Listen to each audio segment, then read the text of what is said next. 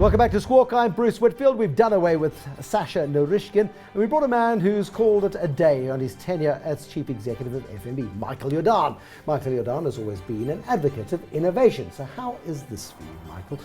A guy is a mechanical engineer with a background in 3D printing. He envisions, big word, a much more important use for technology, and he wants to use 3D technology to make food. He sees a day where every kitchen has got a 3D printer, and the world's 12 billion people by then will feed themselves customized, nutritionally appropriate meals, synthesized one layer at a time, sounds delicious, from cartridges of powder and oils they buy in their grocery stores.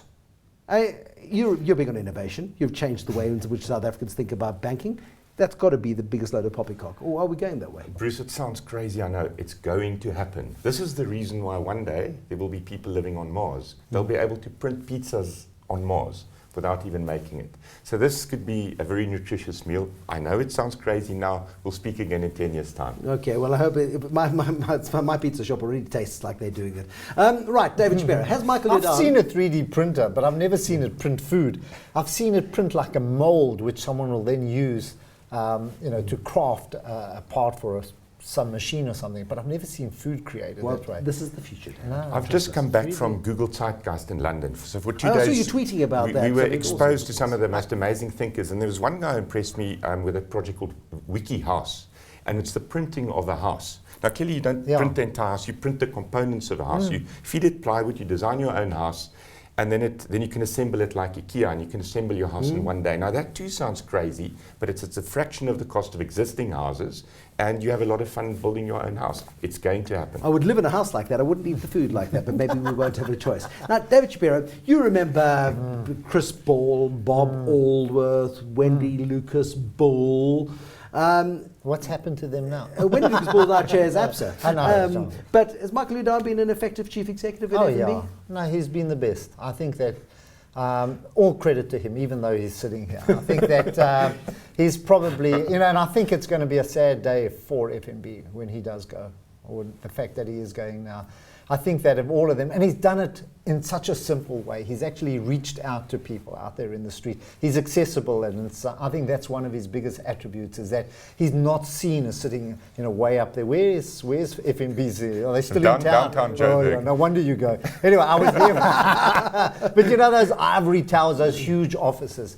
One imagines that this is Michael's desk. But has that been a secret of it, Michael? Making yourself, or at least making people believe that you're accessible. You've got 30,400 followers on Twitter. Not everybody's on Twitter, but the mere fact that acts as a conduit directly to the chief executive, where people are frustrated with call centers, they're tired of their branch, they've been able to vent. And that's become quite a burden, I suspect, at times. But being accessible and making banking almost human, again, like it was a long time ago, has that been a secret?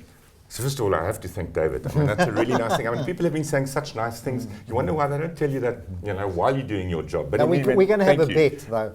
How many, Twitter followers do you think you'll have next year? 12. I'll go through that. We'll bet on that. And it won't stop I'll take the case of one, okay? Why don't you pay your bets? I tweet because I like it. I'm really addicted. For me, it's like a way of, putting insights that you gather during the day. And if nobody were to follow me, I wouldn't stop doing it. I'm addicted. But it encapsulates an attitude. And you and I had this discussion 2 years ago, because I just noticed there was a change in trend, a change in the way FNB was doing its business, and you seemed to be encapsulating the ethos of it. You weren't saying to FNB staff, listen, go and get all tech savvy. I'm the chief executive, and once you've done it, come and explain to me how it works. I'll try and understand, and we'll carry on.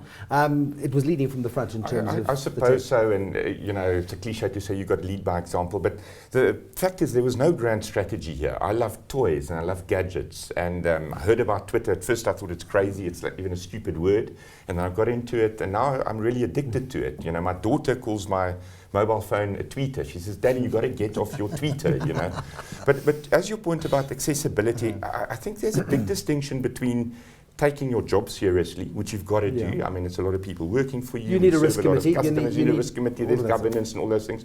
But then sometimes leaders take themselves too seriously. Okay, so the one thing I can say is I don't take myself very seriously, and my wife and daughters point out often to me that I'm not somebody that should be taken seriously. And that's the difference. So on Twitter, you can go and just be authentic. You can have a sense of humor.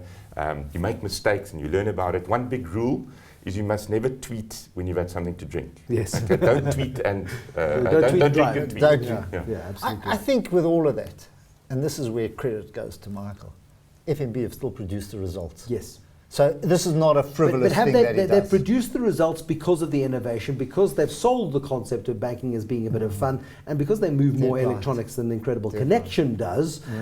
They've made also forced a change in behaviour, which has lowered their cost base, which has made them more competitive. I'm Standard Bank and I'm still waiting for plastic cufflinks or a little pen from them. You know, still waiting. But I've got my grandfather's Standard Bank cufflinks from about 1940 something. so I use that, and I'm now going to get a phone call tomorrow. But I use that as an example of how Michael reached out and how effective it was, you know, the campaign and actually building up the base. And today, FNB, and I must say Nedbank to an extent as well, who've also kind of revitalized their management, stand ahead of the other banks. You know, that includes the unsecured lenders. So once again, thank you. But I think if I can just use the opportunity, We're talking about you, not to you. So let's abuse any Keeps of the notion interrupting, you know. that I did any of this, because the reality is if you give power away and you allow people to get on with it and to empower themselves, they come up with all these cool ideas. So I'm just a fortunate guy that they put in front of the but how much limelight. courage- you did it. How much courage You did does it it. take to Yeah. let go? Because the vast majority of people have spent their lives battling, and maybe because you got it at 35, but they've spent all of their career battling into the top job. There's no way they're going to allow these idiots to make the decisions. Bruce, so if I look at myself when I started out as CEO, if somebody had said boo to me, I would have run away. I mean, you probably did, and I didn't know how to You didn't handle leave. it. I wasn't scary enough. And then over time, you become a little bit more comfortable. I mean, people say strategies take a long time to implement. I think it also, as a leader, takes a little bit of time to grow and to become comfortable with yourself, and to not be threatened by people who are better than you. I mean, this is the trick for all great leaders. Forget about business. It can be in sports or politics. Surround yourself with people who are better than you, and then let them get on with it. Don't stand in their way. And when you do that, amazing things Isn't that happen. how subprime happened? People didn't understand what the juniors were doing. Wasn't that a, isn't that a maybe risk they as didn't well? have the best people. Maybe they didn't have the best risk managers. Okay, but I mean that goes to underpin the fact that banking is actually a deadly serious business, Yes. but it doesn't have to be done in a boring fashion. Exactly. I mean, you have fun at the show. I mean, and sometimes through having fun, you can get across quite a serious message about markets. It's the best way to learn and to keep people interested. It's the best way teachers can teach kids. Absolutely. Is have fun. Be engaged. You owe Paul Tor a case of wine because you made a duff call on I'm commodities. not sure about the end date, but of course, you know. Okay, the end date is when you get ahead Yeah. on. When I would commodities cut take now over. before commodities go even further down. And when another side bet, maybe I can hedge. But the point is, you do make mistakes. I mean, you don't have this. You don't have the crystal ball. You don't have the ultimate answer. When you look forward for the next 10 years as to how the world is going to change, does the last 10 inform that at all? Again, this was a topic that I was exposed to now with this Zeitgeist conference, and I fundamentally believe the world is going to change so radically in the next 10 years. The rate of change is increasing at an increasing rate, if that makes sense. Yeah. And so things that we can't even dream of yet are going to happen in the next 10 years. I mean, you used this example of printing food. That sounds like maybe a crazy example. But technically, it's possible that banks won't exist anymore. I mean, one could envisage a situation where payments get completely disintermediated by PayPal or some other startup, that deposits don't happen on banking balance sheets anymore because you have to hold capital against it, that lending is crowdsourced. So the very institution of banking, and it's not just FNB, worldwide, may not exist or may exist in a completely different type of format in 10 years' time. But the rules of banking haven't changed in 300 or 400 years. Why should they change? Because of technology. Technology can be disruptive. So you could have Yeah. made that same statement I can about how understand watches that, were yeah. made for 2,000 years and then digital watches came along. But we discarded digital watches and we're back to the proper I've got things. the same view about stock exchanges in a way that They're not necessary. They're not necessary. You can sit here on your iPad and deal anywhere in the world. Yeah. Yes, you do need a mechanism that allows you to list, but you know you don't have to go to the JSE or you don't have to go to the LSE, etc.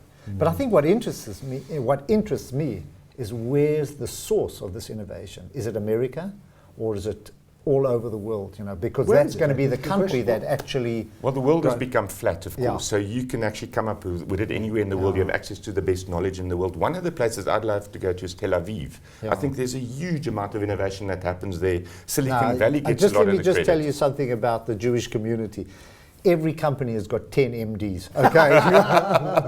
And then you go home, and then you know who really is the boss, right? Anyway, so what we did earlier was we went and broke into your house, and we sent a cat burglar in, and we got a pair of your shoes. As you can see, these are enormous shoes. What we would like you to do, please, is give these to Jacques Silly. I've got another one on the floor which I can't reach right now, and say to him, Jacques, the people on Squawk on CNBC Africa would like you to try and fill these shoes. Do you think you've left big shoes to fill? I think Jock's going to surprise you all. I think the nice thing for him is there's a momentum, there's stability, there's continuity, there's a management team, and it's much deeper than him as well. I've just actually come from the board where we did our 3-year budgets, and I just think the momentum is such, the pipeline of innovation is such, that you actually... You've done his work for him, but you claim me credit for his work. No, not at all. There's a system and a momentum. Look, the most important thing you can do in a company is create a culture where people want to innovate. It becomes part of the DNA. And then it's like jumping out of a plane. I heard this from Adrian Gore, with this, you only have a rucksack on your back filled with silkworms, but you know they're overachievers, so you'll be